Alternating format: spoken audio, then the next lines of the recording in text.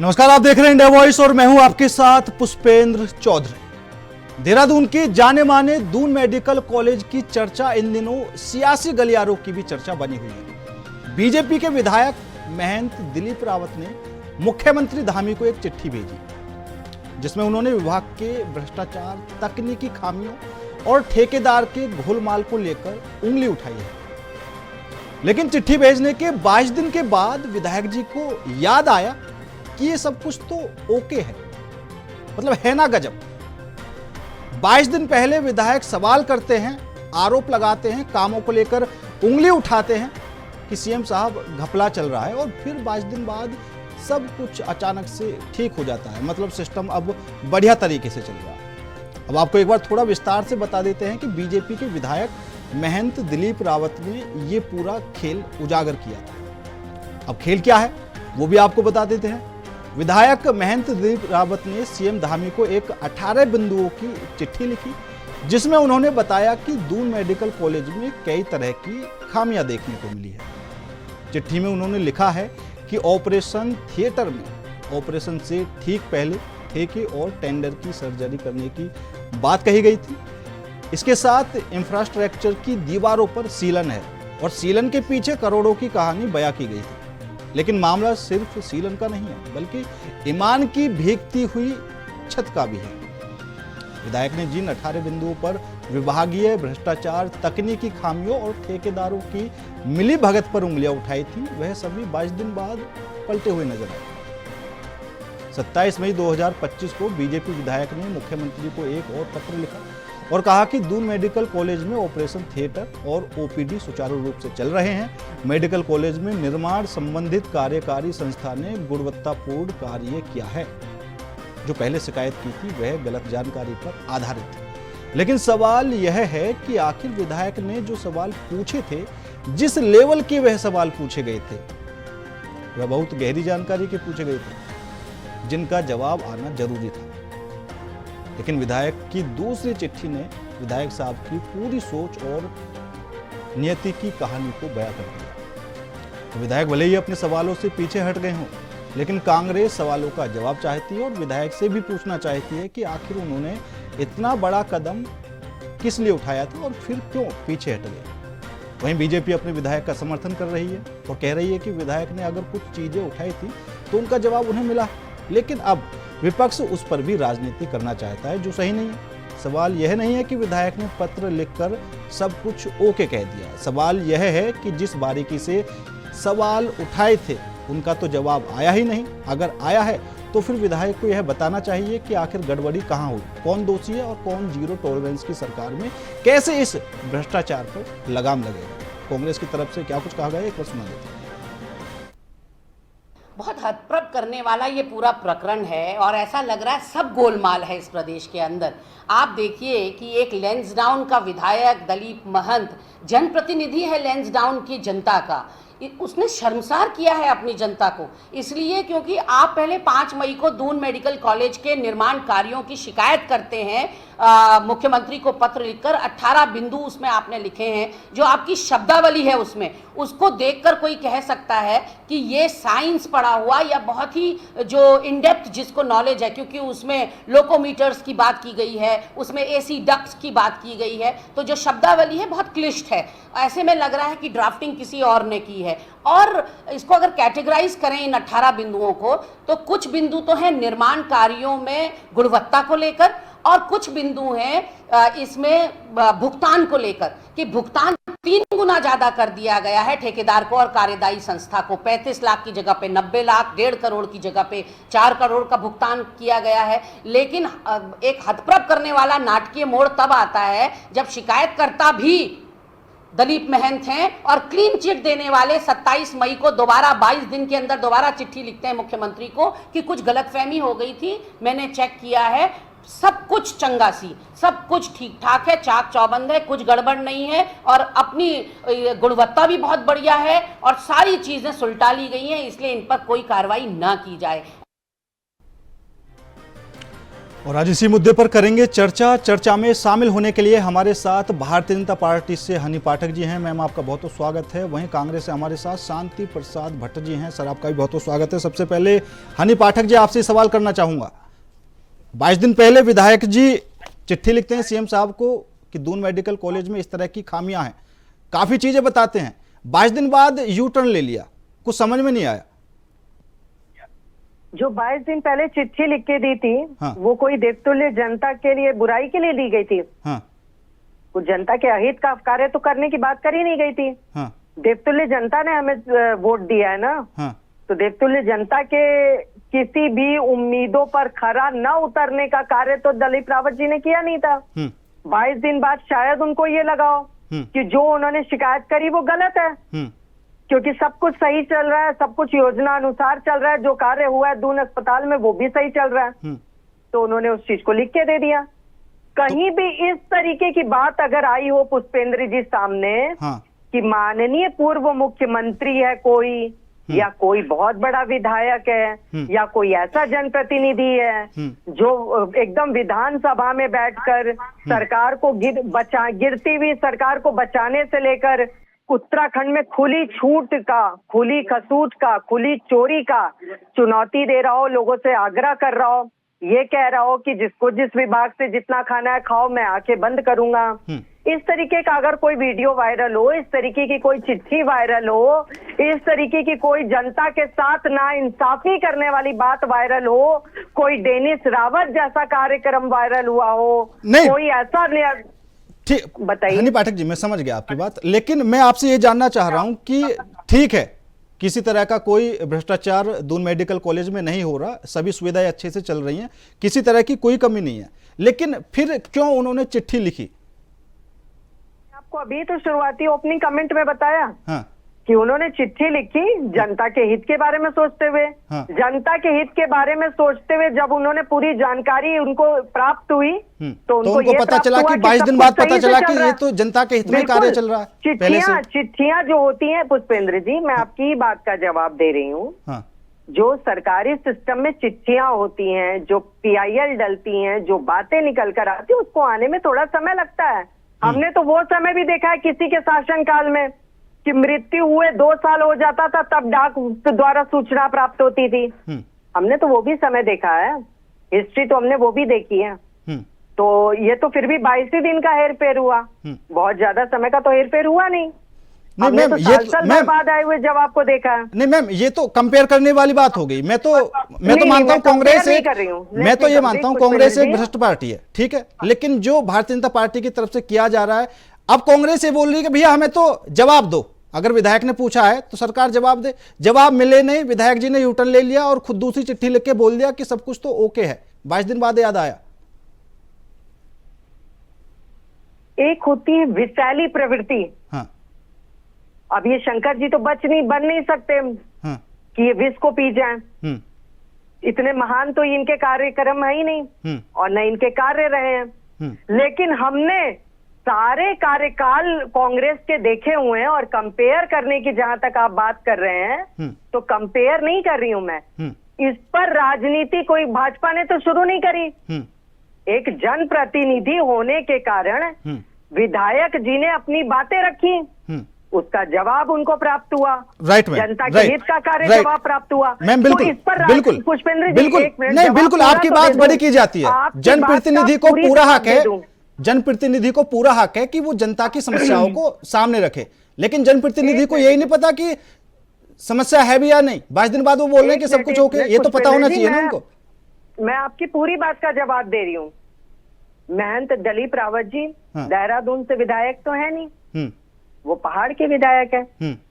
उनको कहीं से कोई प्राप्त हुई होगी जानकारी, उसके तहत उन्होंने बात रखी, उसका जवाब उन्हें प्राप्त हुआ। जैसे वो चिट्ठी को इन लोगों ने सर्वमान्य मान लिया, उनकी जो बातें थी, देखिए सिक्के का दोनों पहलू देखिए।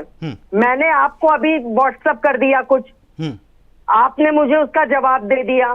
फिर मैंने आपको व्हाट्सएप किया कि पुष्पेंद्र जी जो आपने सवाल पूछे थे उसके जवाब ये हैं। तो आप मेरे पहले सवाल का भी जवाब दिए, मेरे दूसरे सवाल का भी जवाब दिए, है ना।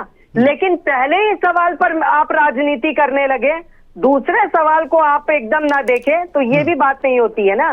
इन्होंने पहले पूछे गए सवाल का राजनीतिकरण किया, लेकिन जो उसके बाद फिर से महंत दलीप रावत जी ने जब जवाब दिया, जब उनकी जो प्रश्न थे उसका जवाब उन्हें प्राप्त हुआ, तो उसकी भी राजनीति करिए ना, सिर्फ एक ही चीज का पहलू क्यों देखना है। और सुनिए, देखिए पुष्पेंद्र जी, एक हम लोग बहुत पहले, तब तो पैदा भी नहीं हुए थे हम लोग, लेकिन मूवी देखते थे डायनासोर।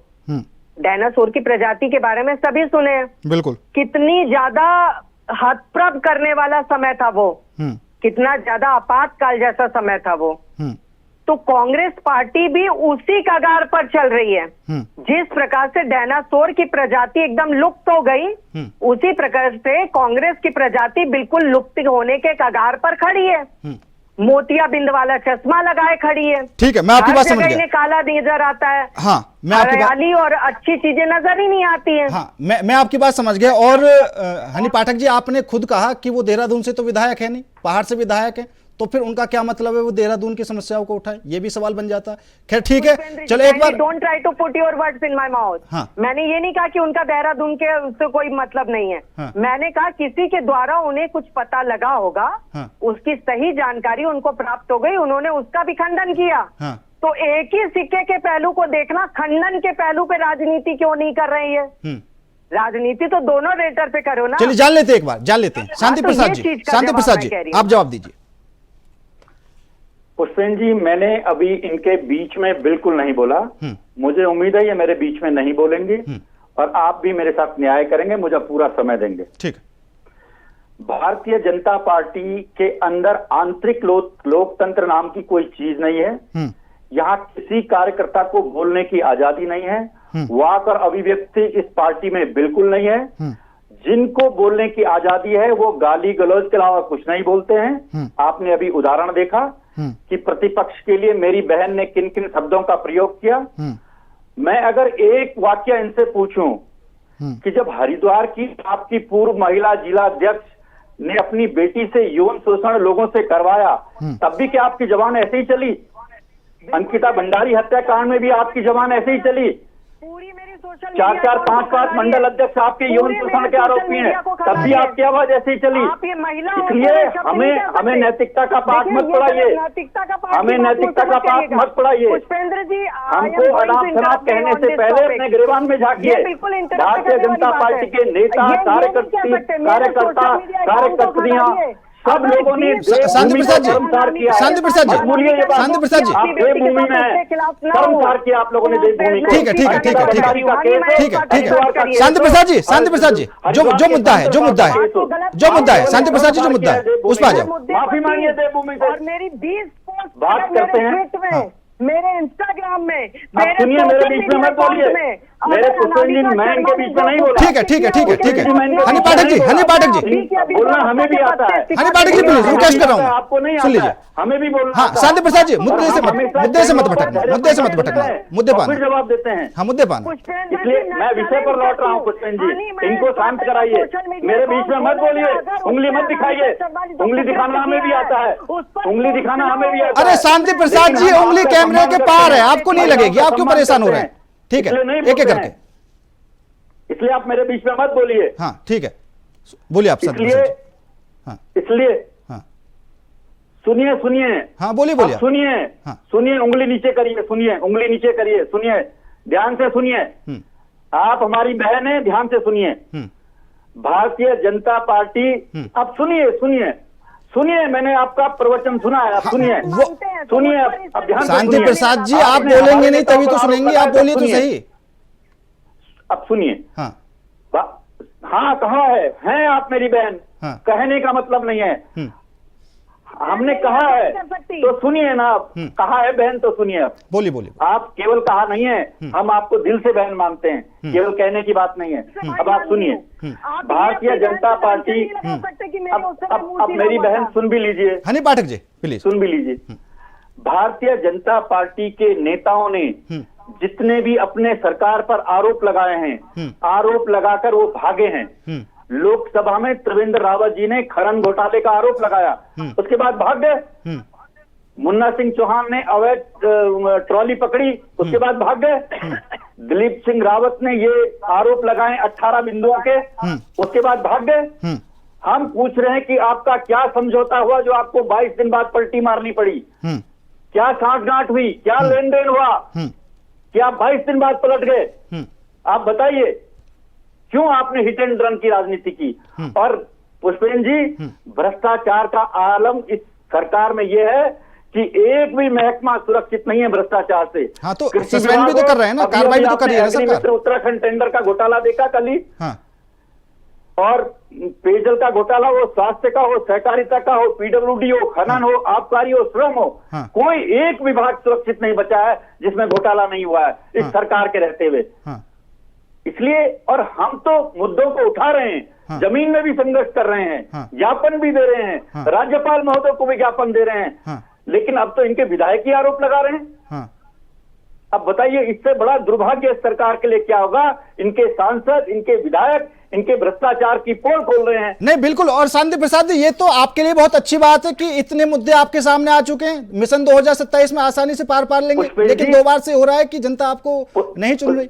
पुष्पेंद्र जी, हमारे लिए अच्छी बात नहीं है। हाँ। लोकतंत्र के लिए बहुत गलत बात है। हाँ। हम इसको अच्छी बात नहीं मान रहे हैं। हाँ। हम तो इसको लोकतंत्र में बहुत गलत मान रहे हैं। हाँ। लोकतंत्र हमेशा लोकलाज से चलता है। हाँ। और इस सरकार में लोकलाज नाम की कोई चीज नहीं बची है। हाँ। इतना ये सरकार भ्रष्टाचार में आकंठ डूब चुकी है। नहीं, अगर आप लोकतंत्र की बात कर रहे हैं, राजनीति नहीं कर रहे, तो आप जो महंत हैं, जो विधायक है, उनसे जवाब मांगते हैं। आपने डायरेक्ट सरकार से बोल दिया कि जवाब दो, हमें जवाब चाहिए। अरे भाई, आप देखिए ना, सरकार का ही तो अंग है, सरकार के ही तो विधायक हैं, और सरकार पर तो उन्होंने आरोप लगाया है।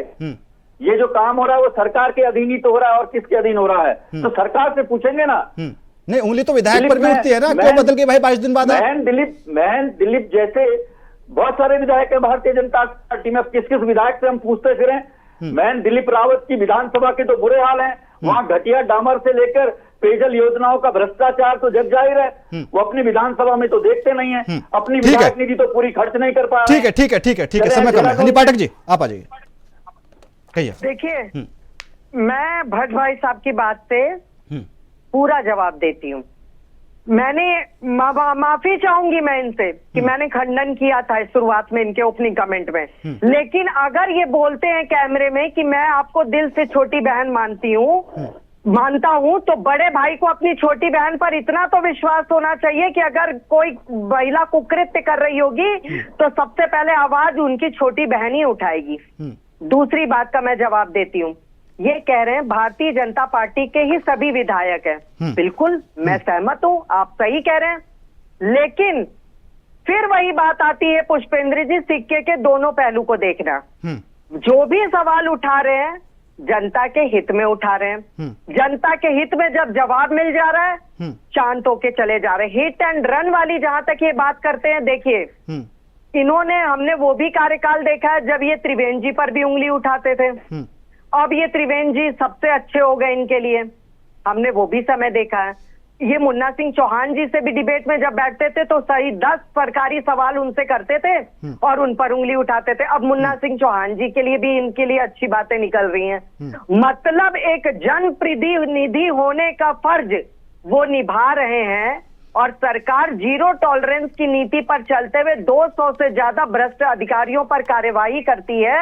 हरिद्वार का इतना बड़ा एग्जाम्पल अभी हाल में, जिसमें आप पर डिबेट भी आपके चैनल पर हुई थी, मैं भी बैठी थी।